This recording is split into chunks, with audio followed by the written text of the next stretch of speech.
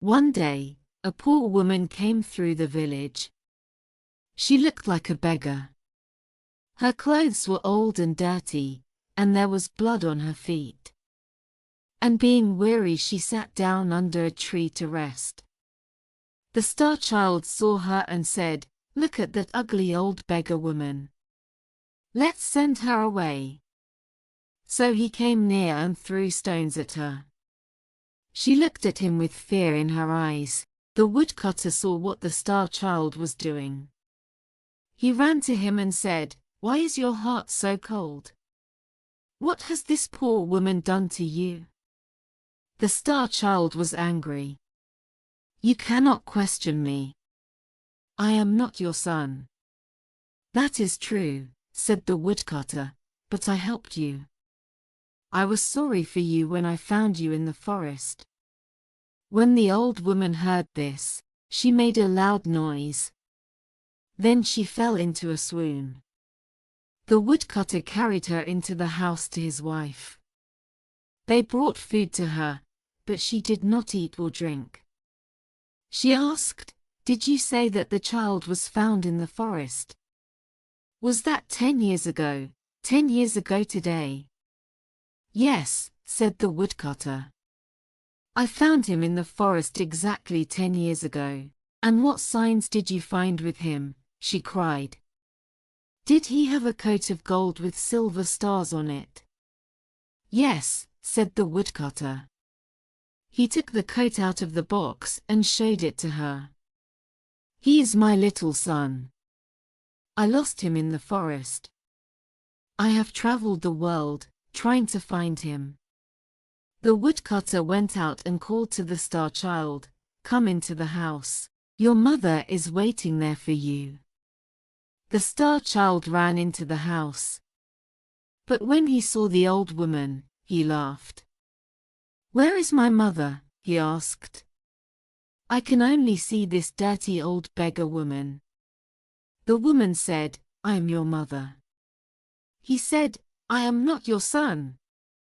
You are dirty and ugly and in rags. Go away. I do not want to see your face again." "But it is true. You are my son," she cried. She fell on her knees and held out her arms to him. "Thieves stole you from me and left you in the forest. But I recognized you when I saw you. And I knew the coat of gold with silver stars. So please come with me. For many years I have tried to find you. Come with me, my son. I need your love." But the star child did not move. At last he spoke, and his voice was hard and angry. "If you are really my mother, I do not want to know you. I thought that I was the child of a star, not the child of a beggar. So go away. I do not want to see you again." "Won't you kiss me before I go?" she cried. "I suffered so much while I was looking for you." "No," said the star child. "I would rather kiss the adder or the toad than you." So the woman went away, crying, into the forest. The star child was glad and ran back to his friends. But when they saw him, they said, "Go away, ugly face. You cannot play with us." "Why did they say that to me?" thought the star child. "I will go to the well of water and look into it, and it shall tell me of my beauty." He was ugly now. His face was as the face of a toad, and his body was scaled like an adder. He fell on the grass and cried. "This has happened to me because I have done wrong," he thought. "I have been unkind to my mother and sent her away. I will go and look for her. I will not rest until I find her." So he ran away into the forest. He called for his mother all day, but there was no answer. When the sun went down, he slept on the grass. The animals and birds remembered his sticks and stones, and they ran away from him. In the morning, he walked through the forest. He asked everything he met if perchance they had seen his mother. He said to the mole, "Tell me, where is my mother?"